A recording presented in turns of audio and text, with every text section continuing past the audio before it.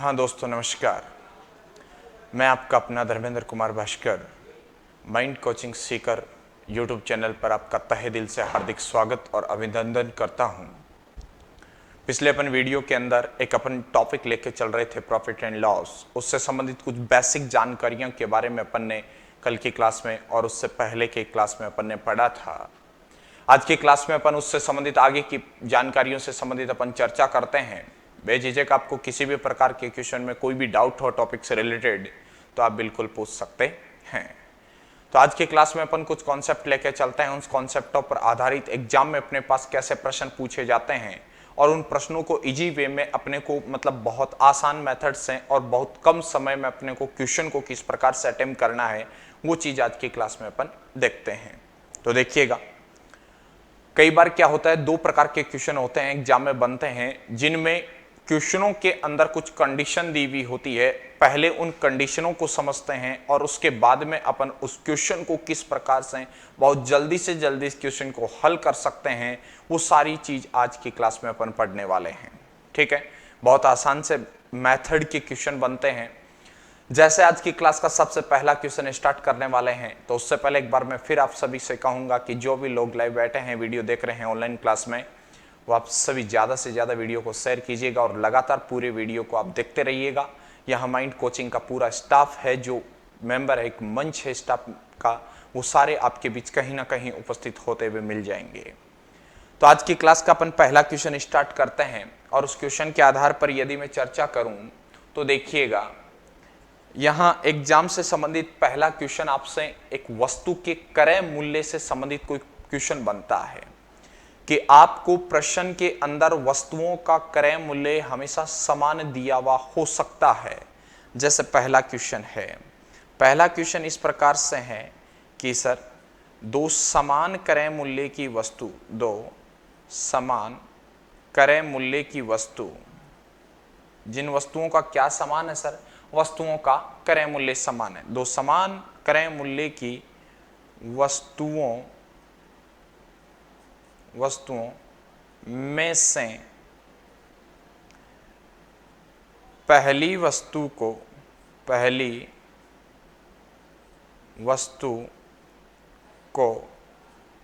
20% के लाभ पर व दूसरी वस्तु को 20% की हानि पर बेचा जाता है,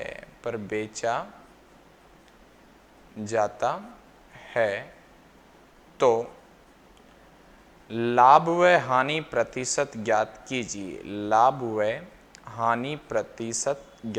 कीजिए। आपके पास क्वेश्चन क्या है, देखिएगा, क्वेश्चन के अंदर ये कहीं ना कहीं आपको कंडीशन मिल जाएगी। इसका मतलब आपका क्वेश्चन इस प्रकार का कोई भी ये कंडीशन जहां क्वेश्चन में मिल जाती है, उस क्वेश्चन को करना कैसे है वो सारी चीज समझते हैं। अपना क्वेश्चन क्या था कि सर दो समान क्रय मूल्य की वस्तु, उसको कुछ बेसिक कॉन्सेप्ट से समझते हैं पहले।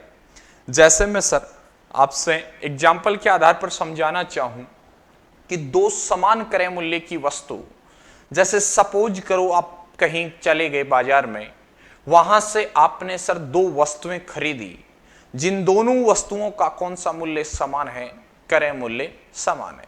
मतलब आपने पहली वस्तु भी 100 रुपए में खरीदी और दूसरी वस्तु भी कितने रुपए में खरीदी, 100 रुपए में खरीदी। ये दोनों के दोनों उन वस्तुओं का क्या है सर, क्रय मूल्य है। ठीक है, दोनों वस्तुओं का क्रय मूल्य समान हो गया, मतलब पहली वस्तु भी 100 रुपए में खरीदी, दूसरी वस्तु भी 100 रुपए में खरीदी।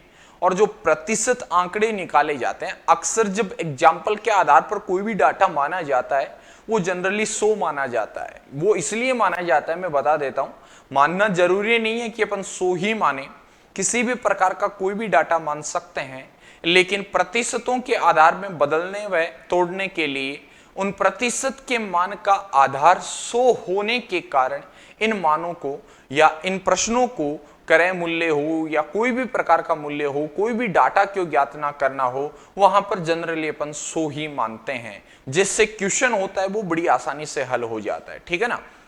तो मैंने कहा पहली वस्तु आपने खरीदी 100 रुपए में, आपने दूसरी वस्तु भी खरीदी 100 रुपए में, मतलब सर आपके पास जो दो वस्तु है उन दोनों वस्तुओं का क्रय मूल्य कैसा हो गया सर? समान हो गया। अब कह रहा है कि सर एक वस्तु को लाभ पर बेचा, वो भी कितने प्रतिशत के लाभ पर बेचा सर? 20% के लाभ पर बेचा। और 100 के ऊपर प्रतिशत निकालना बड़ा ही आसान है कि सर 100 रुपए की वस्तु को 20% के लाभ पर बेचने का मतलब हुआ आपने उस वस्तु को 120 रुपए में बेच दिया। आपने उस वस्तु को कितने रुपए में बेच दिया? 120 रुपए में बेच दिया। जबकि दूसरी वस्तु को सर 20% की हानि, मतलब 20% के नुकसान पर बेचा, आपको नुकसान हुआ है, तो सर आपने उस दूसरी वस्तु को कितने रुपए में बेच दिया? 80 रुपए में बेच दिया। क्यों? और यही पूछा है कि बेचा जाए तो लाभ व हानि प्रतिशत ज्ञात कीजिए। हमेशा याद रखना, ये जो पूछा गया लाभ और हानि प्रतिशत है, ये हमेशा कुल पर पूछा जाता है, मतलब इस पूरे सौदे पर पूछा जाता है। ये जो घटना के अंदर जितनी भी वस्तु बेची जाए या जितनी भी वस्तु खरीदी जाए, उन सभी से संबंधित अंत में उन वस्तुओं पर, उस सौदे में होने वाले लाभ व हानि के बारे में यहां पूछा जाता है। तब देखना सर, मैंने यहां कहा पहली वस्तु आपने 100 रुपए में खरीदी, दूसरी वस्तु आपने 100 रुपए में खरीदी, तो आपने दोनों वस्तु कुल कितने रुपए में खरीदी सर? 200 रुपए में खरीदी। इसके आगे बढ़कर देखते हैं, आपने पहली वस्तु को 120 रुपए में बेच दिया। पहली वस्तु को कितने रुपए में बेच दिया? 120 रुपए में बेच दिया। और सर जो दूसरी वस्तु है उसे आप 80 रुपए में बेच दिया। मतलब आपने इन दोनों वस्तुओं को सर कितने रुपए में बेच दिया? 200 रुपए में बेच दिया। ठीक है, यहां तक बात समझ में आई। अब देखना, ये जो 200 रुपए है ये सर वस्तु का क्रय मूल्य है, दोनों वस्तुओं का कुल क्रय मूल्य है। और ये जो 200 रुपए हैं ये दोनों वस्तुओं का कुल क्या है सर? विक्रय मूल्य है। कुल क्या है? विक्रय मूल्य है। ठीक है, और कल की वीडियो में और कल की क्लास में अपन ने यही पढ़ा था कि सर जब भी किसी वस्तु का क्रय मूल्य और विक्रय मूल्य यदि दोनों बराबर हो जाते हैं तो हमेशा याद रखना, इस प्रकार की स्थितियों में ना तो लाभ होता है और ना ही क्या होती है? हानि होती है। कहने का मतलब नो प्रॉफिट और नो लॉस। ठीक है ना। अब ये कहना भी उचित नहीं है कि सर 0% का लाभ हुआ है या फिर 0% की हानि हुई है। 0% का ना तो लाभ होता है और 0% की ना ही हानि होती है। तो ऐसी कंडीशन में क्या होता है? No profit and no loss, कि ना तो कोई लाभ होगा और ना ही क्या होगी? हानि होगी। अब सर यहां पर अपन ने आधार को 100 मानकर कर तो लिया, कोई बात नहीं सर, लेकिन एग्जाम में अपने पास इतना टाइम नहीं होता है। इस प्रकार के क्वेश्चनों को करने के लिए अपने को बहुत से एग्जाम में जब भी बैठते हैं क्वेश्चन को बहुत अच्छे स्तर पे पढ़ना होता है। पढ़ने में जितना समय लगाओगे उस क्वेश्चन को अटेम्प्ट करने में उतना ही आपको कम समय लगेगा। लेकिन इस क्वेश्चन की थीम समझिएगा क्या कह रहा है। प्रश्न ये कह रहा है कि सर दो समान क्रय मूल्य की वस्तुओं में से यदि जब भी किसी प्रश्न के अंदर दो प्रकार के प्रश्न बनेंगे, मैं अब भी कह रहा हूं आपको, एक प्रश्न के अंदर वस्तुओं का क्रय मूल्य समान मिलेगा जबकि दूसरे प्रकार के प्रश्नों के अंदर वस्तुओं का विक्रय मूल्य समान मिलेगा। और जल्दबाजी में अपन यही गलती कर बैठते हैं। मैं कई बार जब क्लास में भी क्वेश्चन करवाता हूं इस प्रकार का कोई क्वेश्चन, तो जल्दी से यहां से आंसर आता है। पता है आपको क्या आता है? कि सर 4% की हानि, 4% की हानि, क्योंकि वो प्रॉफिट एंड लॉस को भूल जाते हैं और वो चले जाते हैं डायरेक्ट परसेंटेज में, प्रतिशत में। और जब भी यदि यही कंडीशन प्रतिशत में कहीं बनती ना तो सर श्योरली है 20% होता तो आपको 4% की क्या होती? कमी होती। लेकिन इस बात को समझिएगा, ठीक है ना। तो जब भी आपको क्रय मूल्य समान आ जाए तो सर आपको प्रतिशत की कोई भी कंडीशन नहीं लगानी है। क्या कंडीशन लगानी है? लेकिन इससे पहले यह समझिएगा कि जहां कहीं पर भी लाभ शब्द आता है मतलब लाभ होगा, मतलब धन अपने पास आएगा। इसलिए सर लाभ के स्थान पर हमेशा पॉजिटिव साइन आता है। कैसा साइन आता है? पॉजिटिव साइन आता है। अरे नुकसान में कई बार आपको देखो, जनरली आपको लाभ होता है ना तो दिमाग अपने आप चलने लगता है, और नुकसान होता है ना तो दिमाग चलना ही बंद हो जाता है। होता है वही बात यहां पर है। तो लाभ होता है तो हमेशा पॉजिटिव साइन का यूज में लेते हैं, और यदि जब भी लॉस हानि होती है वहां पर अपन नेगेटिव साइन का प्रयोग करते हैं। ठीक है, अब देखना कि दो समान वस्तुओं, क्रय मूल्य की वस्तुओं में से पहली वस्तु को 20% के लाभ पर, तो मैं सर यहां पर प्लस का 20 लिख दूंगा। लाभ है इसलिए मैंने प्लस का लिख दिया। वह दूसरी वस्तु को 20% की हानि, तो इसके आगे मैंने 20 लिख दिया। क्या लिख दिया सर? 20 लिख दिया। और बट्टे में सर हमेशा वस्तुओं की संख्या लिखी जाती है। क्या लिखी जाती है सर? वस्तुओं की संख्या। और यहां पर वस्तु अपने पास कितनी है सर? 2 है।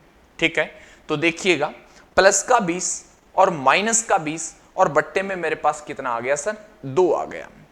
सर प्लस का 20 और माइनस का 20 जब भी इन दोनों को सोल्व करूंगा तो मेरे पास 0 आएगा, और डिवाइडेड बाई क्या आएगा सर? 2 आएगा। 0/2 मतलब 0 में किसी भी संख्या का भाग दिया जाता है। कल की क्लास में अपन ने पढ़ा था कि 0 में किसी भी संख्या का भाग दिया जाता है तो हमेशा 0 ही आता है। क्या आता है? 0 ही आता है। आवश्यकता के लिए एक बात बता देता हूं कि 0 के अंदर, मैंने अभी अभी एक लाइन बोली है कि 0 के अंदर किसी भी संख्या का भाग दिया जाता है तो हमेशा 0 आता है। यह कहना गलत है थोड़ा, क्योंकि एक संख्या बच जाती है, वो है स्वयं 0। क्योंकि सर 0 के अंदर कभी 0 का भाग नहीं दिया जा सकता है। ये आगे की क्लास में जब 11th 12th क्लास में साइंस डिपार्टमेंट से कोई रहा हुआ है तो वो अच्छी तरह इस बात को समझ पाता है कि 0/0 होता है, वो एक अनिर्धारीय रूप होता है, अर्थात इसको कभी निर्धारित नहीं कर सकते हैं। ठीक है, तो सर 0 के अंदर किसी भी संख्या 0 को छोड़कर भाग दिया जाए तो हमेशा 0 होगा, और जहां कहीं पर भी 0 हो जाता है इसका मतलब वहां पर ना तो लाभ होता है और सर ना ही क्या होती है सर? हानि होती है। समझ में आई बात? तो इस प्रकार से कोई भी क्वेश्चन क्यों ना हो, यदि उन क्वेश्चनों के अंदर आपके पास वस्तुओं का क्रय मूल्य समान हो, अब यह बात भी जरूरी नहीं है कि सर पहली वस्तु को जितने प्रतिशत के लाभ व दूसरी वस्तु को उतने ही प्रतिशत की हानि पर बेचने पर ही ये क्वेश्चन होंगे, नहीं। लेकिन इसके लिए कंडीशन याद रखना चाहो तो रख सकते हो। क्या? कि जब भी किसी प्रश्न के अंदर वस्तु समान क्रय मूल्य पर खरीदी हुई हो, जब भी किसी प्रश्न के अंदर या किसी वस्तु या कोई भी सामान क्यों ना हो, उनको यदि समान क्रय मूल्य पर खरीदा गया हो और उन वस्तुओं में से पहली वस्तु को जितने प्रतिशत के लाभ पर आपने बेच दिया और दूसरी वस्तु को उतने ही प्रतिशत की हानि पर बेच दिया, तो समझ लेना उस प्रश्न का आंसर हमेशा ना तो लाभ होगा और ना ही क्या होगी सर? हानि होगी। समझ में आई बात? तो इन चीजों को लेकर अपन आज की क्लास के कॉन्सेप्टों से संबंधित क्वेश्चन करने वाले हैं। तो उम्मीद करता हूं आपको ये क्वेश्चन समझ में आया होगा। अगले क्वेश्चन के बारे में मैं चर्चा करता हूं। देखिएगा, इसी प्रकार कोई भी आपसे क्वेश्चन क्यों ना पूछ लिया जाए, ठीक है, उन क्वेश्चनों के बारे में थोड़ा सा ध्यान दीजिएगा। प्रश्न ये है अपना, क्या है? प्रश्न है कि दो समान क्रय मूल्य की वस्तु, दो समान क्रय मूल्य की वस्तुओं में से पहली वस्तु को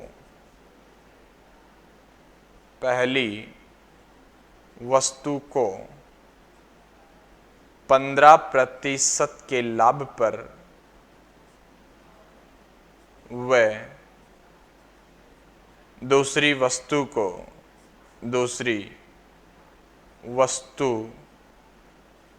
को 22% की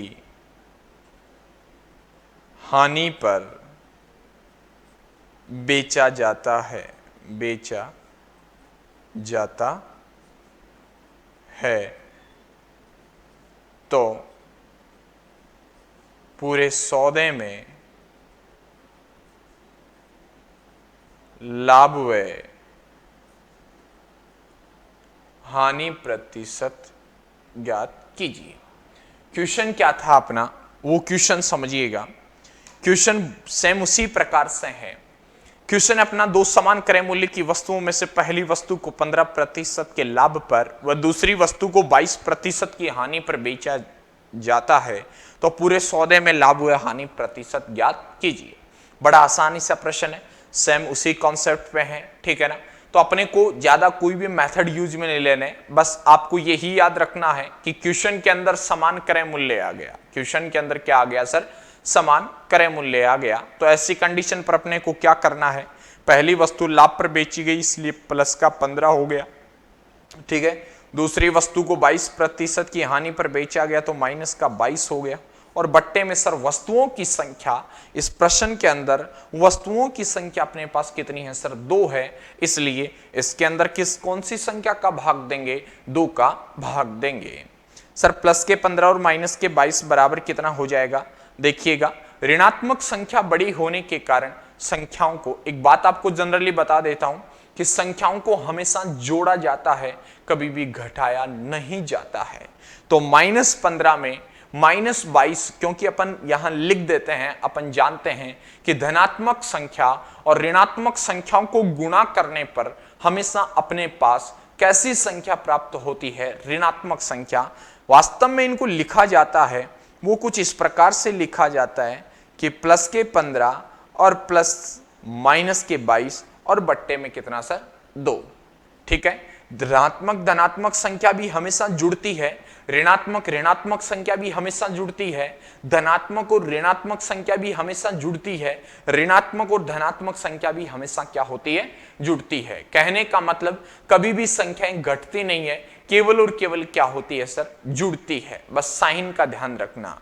तो प्लस के 15 और माइनस के 22 बराबर कितना होगा, माइनस का 7 और बट्टे में कितना हो गया सर, 2 हो गया, ठीक है ना। तो माइनस का 7/2। यहां यह बात याद रखनी है कि यदि 0 आ जाता है, जैसे पिछले क्वेश्चन में अपने पास आंसर 0 आया था, तो 0 का मतलब तो अपन ने समझ लिया कि सर पूरे प्रश्न में या सौदे में या वस्तुओं की कुल लागत में ना तो लाभ हुआ और ना ही क्या हुई सर, हानि हुई। लेकिन यदि फाइनली आंसर में अपने पास ऋणात्मक साइन आ जाता है तो समझ लेना जो भी मान आया है उतने प्रतिशत की अपने को क्या हो चुकी है, हानि हो चुकी है, ठीक है। और यदि सर धनात्मक मान आ जाता है तो समझ लेना उतने प्रतिशत का क्या हो चुका है सर, लाभ हो चुका है। -7/2 को लिख सकता हूं, देखिएगा दशमलव के रूप में भी लिख सकते हैं, लेकिन जनरली एग्जाम के अंदर जो भी आंसर होते हैं वो दशमलव के रूप में कम प्रदर्शित होते हैं, उनको आंशिक भिन्नों के रूप में ज्यादा प्रदर्शित किए जाते हैं। दोनों फॉर्मेट लिख रहा हूं मैं। -7/2 का मतलब हो गया माइनस का 3.5, या फिर इसको लिखा जा सकता है -3 सही 1/2%। और इसका मतलब फाइनली क्या हुआ कि सर पूरे सौदे के अंदर 3 सही 1/2% की क्या हो चुकी है सर, हानि हो चुकी है, ठीक है। समझ में आई बात आपको कि फाइनली इस प्रश्न के अंदर पूरे सौदे में ये दोनों वस्तुएं जब बेच देते हैं तो अपने को सर 3 सही 1/3% की क्या हो जाएगी सर, हानि हो जाएगी। तो इस प्रकार से कोई भी क्वेश्चन क्यों ना हो जिनमें वस्तुओं का क्या समान हो सर, क्रय मूल्य समान हो, उन प्रश्नों को बड़ी आसानी से कर सकते हैं, ठीक है। नेक्स्ट क्वेश्चन देखते हैं, बड़े सिंपल से क्वेश्चन, बहुत सिंपल है, आप देखते ही क्वेश्चन को बड़ी आसानी से कर सकते हो। जैसे एग्जांपल लिखता हूं मैं यहां कि 2 समान क्रय मूल्य की वस्तु, 2 समान क्रय मूल्य की वस्तुओं में से पहली वस्तु को 27% लाभ व दूसरी वस्तु को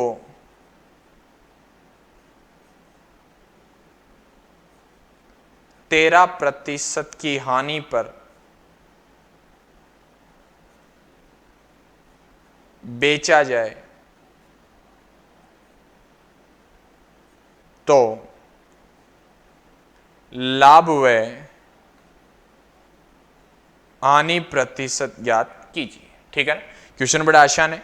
देखते ही आप क्वेश्चन को अटेम्प्ट कर सकते हो कि सर वस्तुओं का क्रय मूल्य समान आ गया, दो समान क्रय मूल्य की वस्तु, तो इतना समझते ही आपको आगे की क्वेश्चन के डाटा देखने हैं कि सर पहली वस्तु को 27% के लाभ पर, तो इसका मतलब सर आप प्लस के 27 लिख सकते हो। ठीक है, दूसरी वस्तु को 13% की हानि पर बेचा गया, इसलिए माइनस का 13 लिख सकते हो।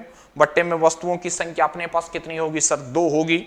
जैसे ही माइनस करेंगे तो मेरे पास 14 और बट्टे में 2। देखिएगा सर जो भी मान आया है वो धनात्मक मान आया है, जो भी मान आया है वो मान कैसा आया अपने पास, धनात्मक आया है। और 14/2 बराबर कितना होगा, 7%। इसलिए सर धनात्मक मान होने के कारण अपने को क्या हो जाएगा सर, लाभ हो जाएगा। तो सर इस प्रकार के प्रश्न के अंदर यहां 7% का क्या हो जाएगा सर, लाभ हो जाएगा। बात समझ में आई आपको? तो इस प्रकार से अब सर आपने कहा कि सर आपने यहां पूरे क्वेश्चनों में 2-2 वस्तु लेके चल रहे हो। जरूरी नहीं कि सर मैं 2-2 वस्तु ही लेके चलूं, मैं यहां पर 3 वस्तु भी लेके चल सकता हूं, 4 वस्तु भी हो सकती है, कितनी भी वस्तु हो सकती है। जरूरी नहीं कि सर इतनी वस्तु। देखिएगा एक वस्तु नहीं ले सकता, क्योंकि एक वस्तु होता है तो वो पर्टिकुलर किसी वस्तु पर लाभ पर बेचा गया तो लाभ होगा, हानि पर बेची गई है तो हानि होगी। ठीक है ना। अब अगले क्वेश्चन के बारे में मैं लेके चलता हूं, कुछ वस्तुओं की संख्या क्वांटिटी बढ़ाता हूं। ठीक है, उसके आधार पर अपन क्वेश्चन को समझते हैं। जैसे मैं यहां डायरेक्ट लिख देता हूं, वस्तुओं की संख्या लिख देता हूं। ठीक है, वस्तुओं की संख्या लिखने के बाद मैं ये लिख देता हूं कि वस्तुओं को कितने कितने प्रतिशत के लाभ पर बेचा गया। ठीक है, जैसे मैं यहां कहता हूं सर 3 समान क्रय मूल्य, 3 समान क्रय मूल्य की वस्तु है, 3 समान क्रय मूल्य की वस्तु है। ठीक है, पहली वस्तु को 15% के लाभ पर, ठीक है, दूसरी वस्तु को 20% की हानि पर, ठीक है, तीसरी वस्तु को 25% के लाभ पर बेचा गया। तो सर पूरे सौदे में कुल कितने प्रतिशत का लाभ होगा। ठीक है, वही क्वेश्चन है, सेम वही लैंग्वेज है, बस यहां मैंने इस बार वस्तुओं की संख्या 3 ले ली है। तो देखिएगा क्वेश्चन क्या कह रहा है कि सर 3 समान क्रय मूल्य, कितनी, 3 समान क्रय मूल्य, क्रय मूल्य समान आ गया। वहां पर आपके पास ये देखना जरूरी नहीं है कि सर वस्तुओं की संख्या कितनी है, मेथड वही यूज में लेना है। कौन सा मेथड सर, पहली वस्तु को 15% के लाभ पर तो मैं प्लस के 15 लिख सकता हूं, पहली वस्तु के साथ में प्लस के 15 लिख सकता हूं। दूसरी वस्तु 20% की हानि तो माइनस का 20 लिख सकता हूं। तीसरी वस्तु सर 25% का लाभ तो प्लस का 25 लिख सकता हूं। लेकिन याद रखिएगा मैंने बार बार हर प्रश्न में यही कहा है कि बट्टे के अंदर लिखी गई संख्या वस्तुओं की संख्या होती है, तो हमेशा 2 का भाग नहीं देना है। आपको यह देखना है कि प्रश्न के अंदर वस्तुओं की संख्या कितनी है। यहां पर सर वस्तुओं की संख्या अपने पास कितनी है, 3 है।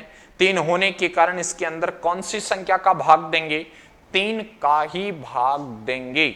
और सर प्लस का 15 माइनस का 20 और प्लस का ये 25, तो टोटल हो जाएगा। इसको जब भी हल करेंगे प्लस और माइनस की संख्याओं को जैसे ही जोड़ेंगे वो 20 आएगा और बट्टे में कितना होगा सर, 3। जो भी मान आया वो मान कैसा आया सर, धनात्मक आया। जो भी मान आया वो मान कैसा आया, धनात्मक आया। और धनात्मक होने के कारण इसका मतलब क्या हुआ सर, लाभ हुआ। और 20/3 का मतलब तो आप जानते ही होंगे सर, 6 से ही 2/3%। मतलब इस क्वेश्चन का जो आंसर है वो आंसर क्या होगा। अब एग्जाम में सर आप कई बार क्या होते हैं, 6 से ही 2/3 निकाल देते हैं। इसके सारे फॉर्मेट आपको पता होना चाहिए। 6 से ही 2/3 को लिख सकते हैं सर, 20/3 भी लिख सकते हैं। ठीक है ना। तो इस प्रकार के क्वेश्चनों को, या फिर इसको ये भी लिख सकते हैं 6.66% भी लिखा जा सकता है। और आपने अक्सर पढ़ा भी होगा कि सर जब भी किसी संख्या का भाग देने पर दशमलव के बाद आने वाले अंक यदि रिपीट होते हैं बार बार, तो उन पर क्या लगा दिया जाता है, बार लगा दिया जाता है। तो इसको कई बार इस रूप में भी मिल जाए तो वो गलत नहीं है। ठीक है ना, 6.6 बार प्रतिशत।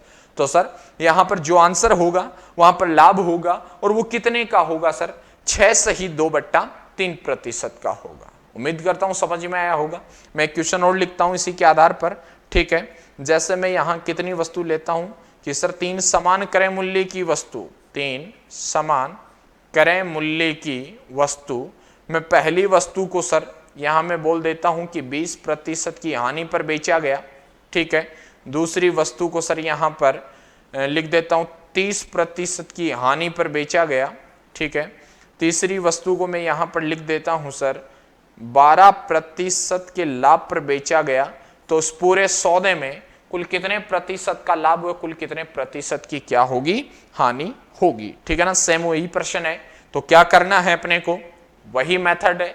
आप इस प्रकार के प्रश्न है ना देखते ही बड़े आसानी से हल कर सकते हो, ऐसा मेरा मानना है। जब वस्तु का क्रय मूल्य क्या हो सर, समान हो, वस्तु का क्रय मूल्य क्या हो, समान हो।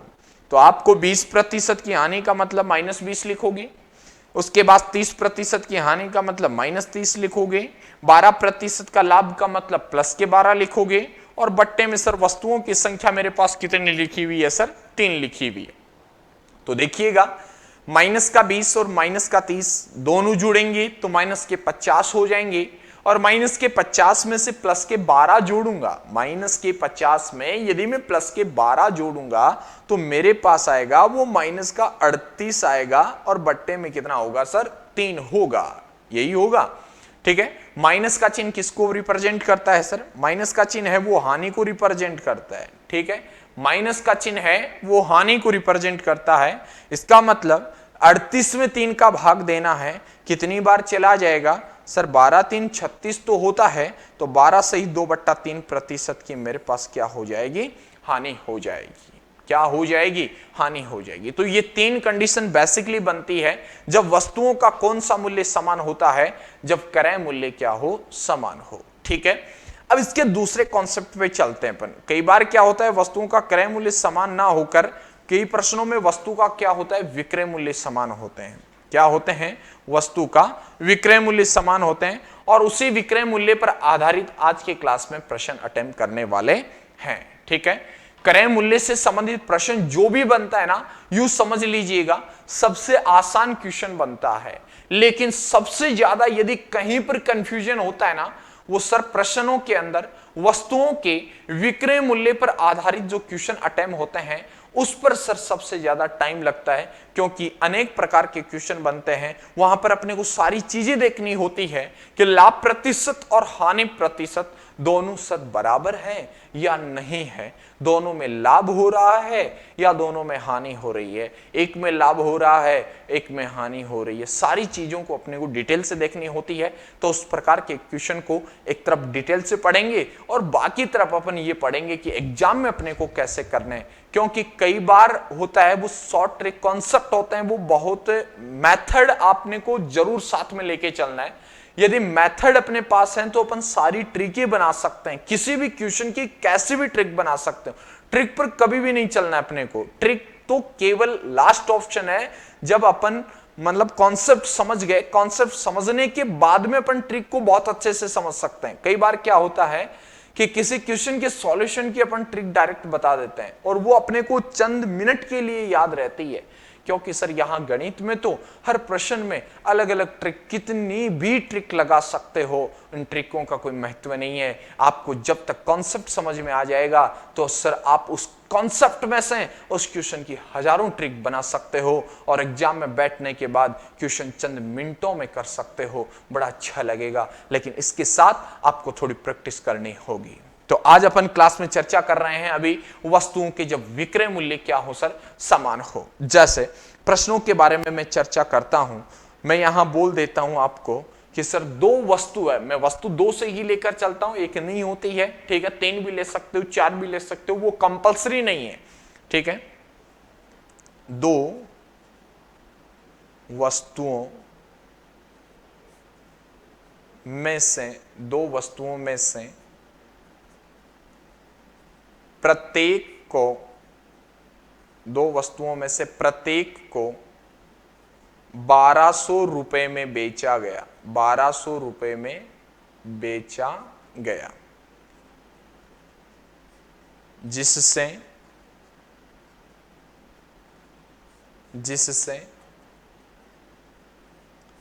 पहली वस्तु पर 20% का लाभ व दूसरी वस्तु पर 20% की हानि होती है। मैंने क्या कहा, दो वस्तुओं में से प्रत्येक को 1200 रुपए में बेचा गया, तो पहली वस्तु पर 20% का लाभ व दूसरी वस्तु पर 20% की हानि होती है, तो कुल कितने प्रतिशत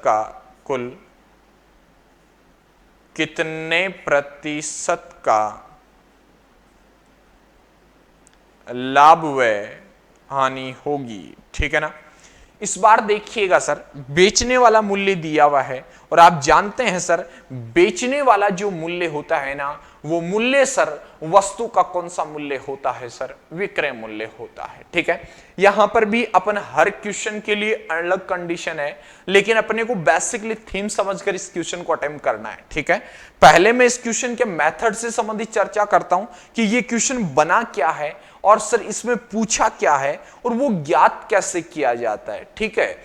जैसे यहां पर प्रश्न में कहा गया कि सर दो वस्तुओं में से प्रत्येक को 1200 रुपए में बेचा गया, प्रत्येक शब्द यहां आया। प्रत्येक का मतलब यह है कि आपने पहली वस्तु को 1200 रुपए में बेचा। आपने पहली वस्तु को कितने रुपए में बेचा, 1200 रुपए में बेचा, और दूसरी वस्तु को भी आपने कितने रुपए में बेचा, 1200 रुपए में बेचा। क्यों? दोनों वस्तुओं को 1200 रुपए में बेचा, तो मैं यहां लिख देता हूं ये 1200 और ये भी लो सर 1200। दोनों वस्तुओं का मैंने कौन सा मूल्य लिख दिया सर, यहां पर विक्रय मूल्य लिख दिया।